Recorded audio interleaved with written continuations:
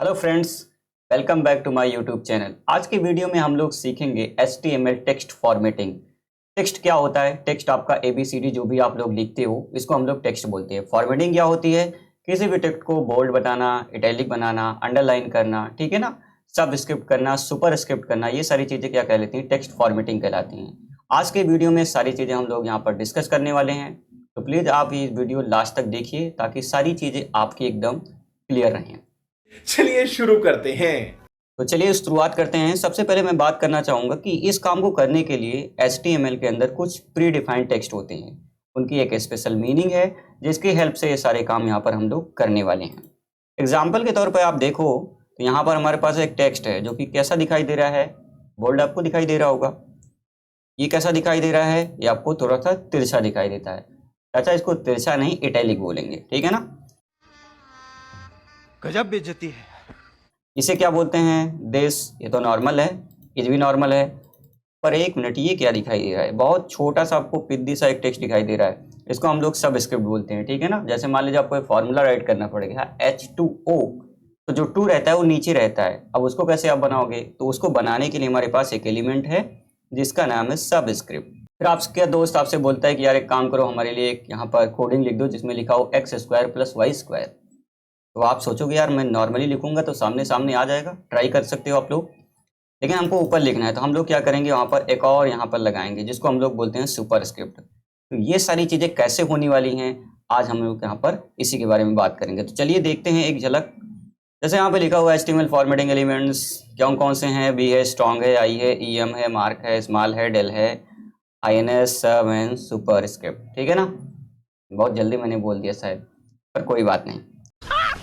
मस्त जोक मारा रे, ये हंस रे हलकट हंस।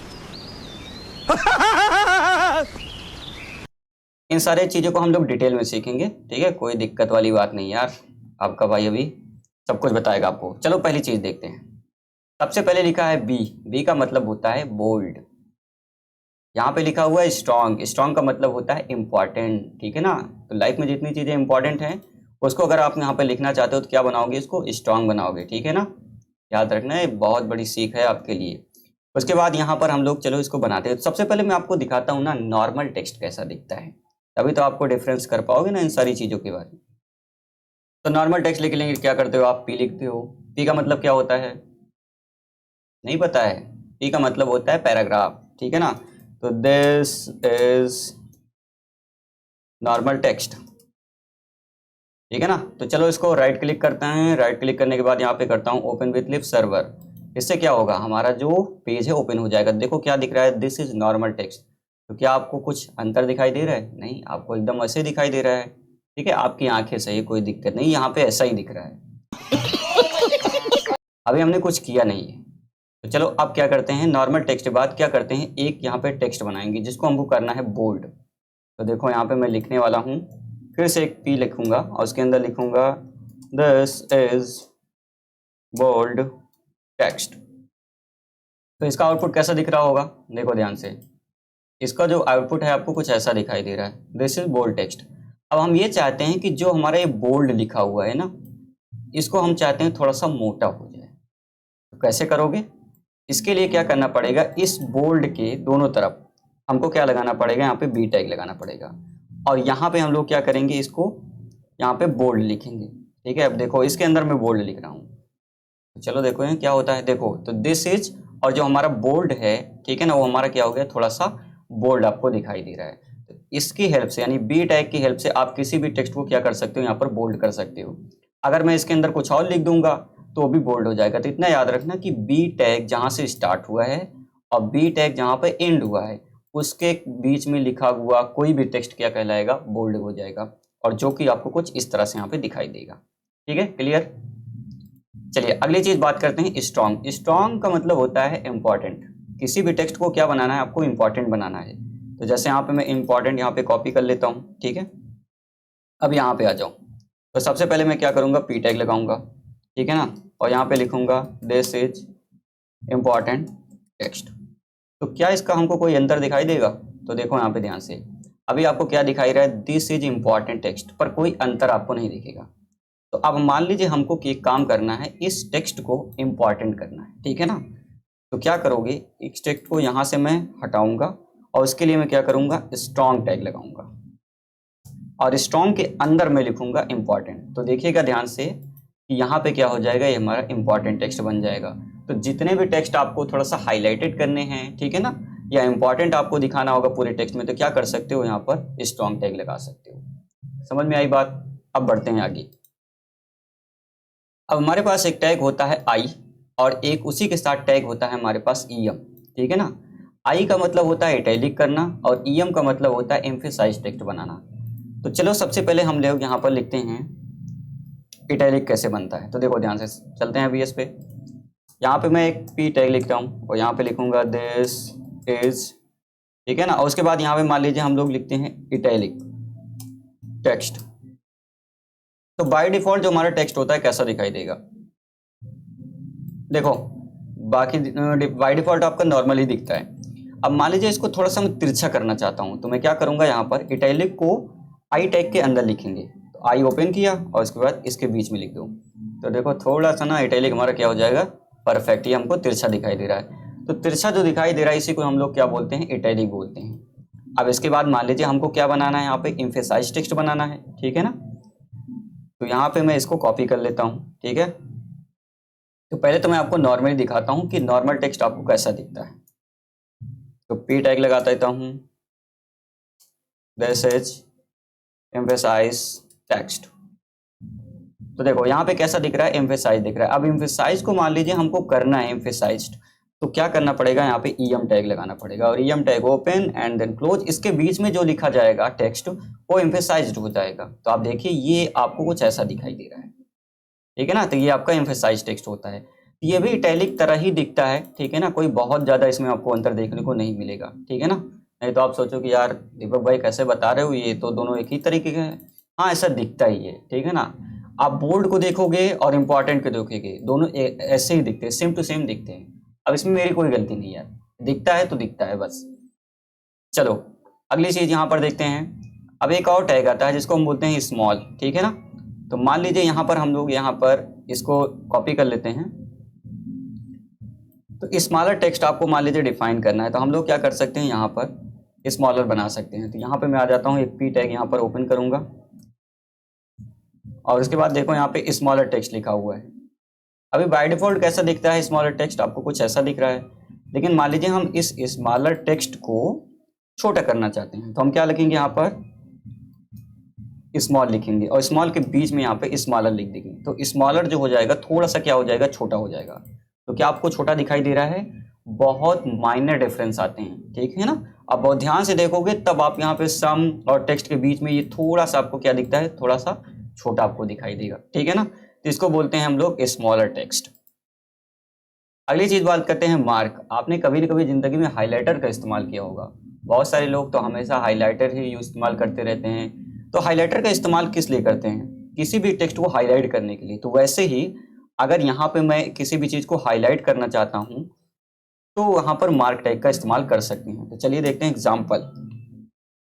तो देखो पहले तो मैं बिना मार्क के आपको दिखाता हूँ, ठीक है ना, कैसा दिखाई देता है। तो बिना मार्क किए हुए अगर हमारा टेक्स्ट यहाँ पे देखेंगे, do not forget to buy milk today, ठीक है ना। तो आप अपने घर में आज दूध खरीद के जरूर लेके जाना, बोलना नहीं। लेकिन यहाँ पर आपको मान लीजिए इसको मार्क करना है, मिल्क को क्या बाय करना है, इसको हाईलाइट करना चाहते हैं। तो अभी तो हाईलाइट नहीं है, तो हाईलाइट कैसे करोगे। तो हमारे पास यहाँ पर HTML के अंदर हाईलाइटर है, ठीक है ना, कोई दिक्कत नहीं है। पर वो हाईलाइटर कैसा होता है, वो यहाँ पे मार्क टैग से बनता है। तो मार्क टैग यहाँ पे हम लोग लगाते हैं और इस मार्क टैग के अंदर हम क्या लिखेंगे, मिल्क अपना लिखेंगे। बस आप देखिएगा हाईलाइटर हमारा दिख जाएगा, ये देखिए, do not forget to buy milk. तो जो मिल्क है वो हमारा क्या हो चुका है, हाईलाइट हो चुका है, ठीक है ना। तो इस तरह से आप क्या कर सकते हो, किसी भी टेक्स्ट को हाईलाइट कर सकते हो। चलिए आगे बढ़ते हैं। मार्क के बाद हमारे पास होता है डेल। डेल का मतलब होता है, इस चीज को डिफाइन करता है कि जो हमारा टेक्स्ट है वो अभी डॉक्यूमेंट से हमने डिलीट कर दिया है। अब देखो यार, जैसे हम लोग कॉपी पे लिखते थे तो बहुत बार क्या होते हैं, हमसे गलतियां हो जाती थी। मान लीजिए आपको नाम लिखना था रवि और आपने गलती से वहां पर राहुल लिख दिया, रंजना लिख दिया। तो आप क्या करोगे, उसको 20 से आप डैश मार देते हो, ठीक है ना। उसी को हम लोग क्या बोलते हैं, डिलीट हो चुका है, लेकिन यही सेम काम अगर मान लीजिए हमको HTML में करना पड़ गया तो हम इस चीज को कैसे इंडिकेट करेंगे कि ये हमारा टेक्स्ट क्या हो चुका है, डिलीट हो चुका है। तो देखो यहाँ पर हम लोग क्या करेंगे, जैसे यहाँ पे आपको कुछ ऐसा लिखना है, ठीक है ना, देखो ध्यान से, ऐसे लिखना है माई फेवरेट कलर इज, और यहाँ पे हमारा क्या है, ब्लू लिखना था, मतलब कुछ और लिखना था, रेड लिखना था मान लीजिए, और गलती से मैंने क्या लिख दिया है, यहाँ पर ब्लू लिख दिया है। तो अब ब्लू और रेड दोनों तो नहीं हो सकता है, तो देखो ध्यान से यहाँ पे, तो हमारा माई फेवरेट कलर या तो ब्लू होगा या तो रेड। अब मान लीजिए गलती से आपने यहाँ पे ब्लू लिख दिया और लिखना क्या था, रेड लिखना था, तो हम ये चाहेंगे तो हम ब्लू क्या करें, यहाँ पर डिलीट कर दें। तो अगर मैं ब्लू को यहाँ पर डिलीट करना चाहूँगा तो इसको मैं लगाऊंगा डेल के अंदर कि भैया देखो ये गलती से लिख दिया था। तो यहाँ पे देखो ध्यान से, my favourite colour is blue, blue क्या कर दिया हमने, डिलीट कर दिया, ठीक है ना। अब बहुत सारे लोग कमेंट में मुझको पूछेंगे कि सर यहाँ पे ऐसा लिखने की क्या ज़रूरत थी, यहाँ पे आते और इसको पूरा ही उड़ा देते, ठीक है। तो आप यार कर सकते हो, ठीक है ना, ऐसी कोई दिक्कत नहीं है। पर अगर ऐसा कर रहे हैं तो आप यहाँ पे ये बता रहे हैं कि यहाँ पर हम लोग क्या कर रहे हैं, इसको हम लोग डिलीटेड मान रहे हैं, ठीक है ना। तो चलो आगे बढ़ते हैं। अब यहाँ पे मान लीजिए डिलीटेड हो गया, उसके बाद मान लीजिए INS का मतलब होता है कि अगर आपको ये डिफाइन करना है कि हमारे टेक्स्ट के अंदर ये नई चीज़ क्या है, इंसर्टेड है। तो चलिए देखो यहाँ पर इस चीज़ को हम लोग यहाँ पर, जैसे हमने पिछला एग्जाम्पल यहाँ पे देखा था, तो हमने यहाँ पे डिलीट किया था ब्लू को, अब हम लोग इंसर्ट कर रहे हैं रेड को। तो हमको क्या करना पड़ेगा, जो हमारा है इसको मैं कॉपी पेस्ट कर देता हूँ। अब की बार मैंने डेल तो इसको किया है, पर इंसर्ट किसको किया है, तो यहाँ पे हम लिखेंगे INS का मतलब होता है इंसर्ट। तो इंसर्ट क्या हुआ है आपका, रेड, तो रेड को क्या करना पड़ेगा, INS के अंदर लिखना पड़ेगा। तो ये वर्ड इंडिकेट करता है कि हमारा इंसर्टेड टेक्स्ट है। और यहाँ पे अंतर क्या होता है, डिलीटेड आपको यहाँ पर स्ट्राइक थ्रू चली जाती है, और जो इंसर्टेड होता है उसके नीचे क्या होता है, हमारे पास अंडरलाइन लग जाती है। तो ये चीज़ आप यहाँ पर नोट डाउन कर सकते हो, ठीक है ना। उसके बाद बात करते हैं सब स्क्रिप्ट की और सुपर स्क्रिप्ट की। सब का मतलब क्या होता है, कोई ऐसा टेक्स्ट जो आपको नीचे लिखना होता है, ठीक है ना, उसको हम लोग यहाँ पर सब में लिखते हैं। जैसे एग्जाम्पल के लिए मैं आपको यहाँ पे आ जाते हैं, तो हम लोग यहाँ पे एक पैराग्राफ बनाते हैं। मान लीजिए मुझको लिखना है H और उसके बाद लिखना है 2, ठीक है ना, तो मुझको लिखना है H, उसके बाद मान लीजिए लिखना है 2 और उसके बाद मुझको लिखना है O। तो अभी बाय डिफॉल्ट क्या होगा ना, तो आपको कुछ ऐसा ही दिखाई देगा, H2O। हम चाहते हैं जो हमारा 2 है वो नीचे दिखाई दे, फॉर्मूला लिखना है, तो इसके लिए क्या करना पड़ेगा, मुझको इस 2 को ऐसे नहीं लिखना है, मुझको क्या करना पड़ेगा, इसके लिए यहाँ पे लगाना पड़ेगा सब। तो यहाँ पे मैं लगाऊंगा सब, ठीक है। जैसे यहाँ पे सब लिखेंगे, इसके अंदर मैं 2 लिखूंगा, तो आप ध्यान से देखिएगा जो हमारा 2 है वो कहाँ पे आ जाएगा, नीचे आ जाएगा। तो इसी चीज को क्या बोलते हैं हम लोग, सब स्क्रिप्ट बोलते हैं। अब लास्ट क्वेश्चन यहाँ पे ये भी आता है कि मान लीजिए हमको यहाँ पर एक क्वेश्चन लिखना है कि भाई आपको सॉल्व करना है x² + y², तो सब स्क्रिप्ट आप ऐसे लिख सकते हो, ठीक है ना। चलिए इसको मैं ऐसे भी आपको दिखा देता हूँ करके। तो हमारा इस सब स्क्रिप्ट आपको कुछ ऐसा दिखाई देता है, देखो यहाँ पे। तो जो हमारा सब स्क्रिप्ट टेक्स्ट होता है वो क्या होता है, नॉर्मल जो हमारी लाइंस होती हैं, ठीक है ना, उसके थोड़ा सा नीचे आपको दिखाई देता है, बेस लाइन से नीचे दिखाई देता है। इसको हम लोग क्या बोलते हैं, सब स्क्रिप्ट। अब मान लीजिए उसको लिखना होता है सुपर स्क्रिप्ट, तो उसके लिए हमारे पास क्या एलिमेंट है, उसका नाम है यहाँ पे SUP। इसका मतलब क्या होता है कि अगर कोई एलिमेंट आपको बनाना है सुपर स्क्रिप्टेड, तो आप कैसे बनाओगे, यहाँ पे आ जाओ, और यहाँ पे आने के बाद आपको क्या लिखना होता है, बीच में SUP और SUP क्लोजिंग टैग के बीच में जो कुछ लिखा जाएगा वो क्या रहेगा, आपका सुपर स्क्रिप्टेड रहेगा। तो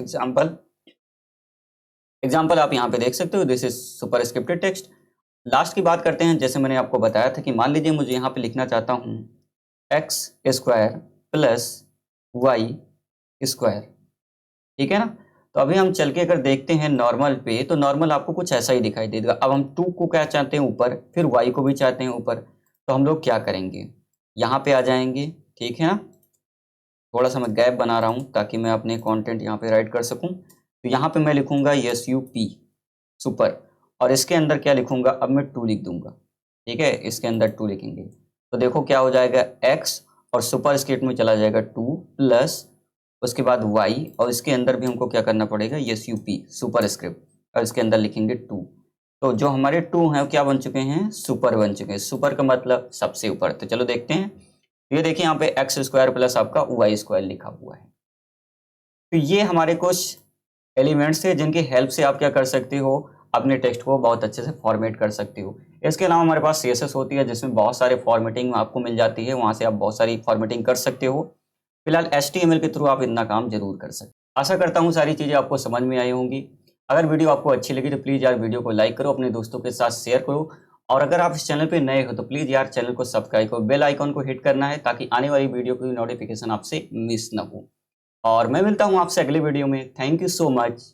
I will see you next time.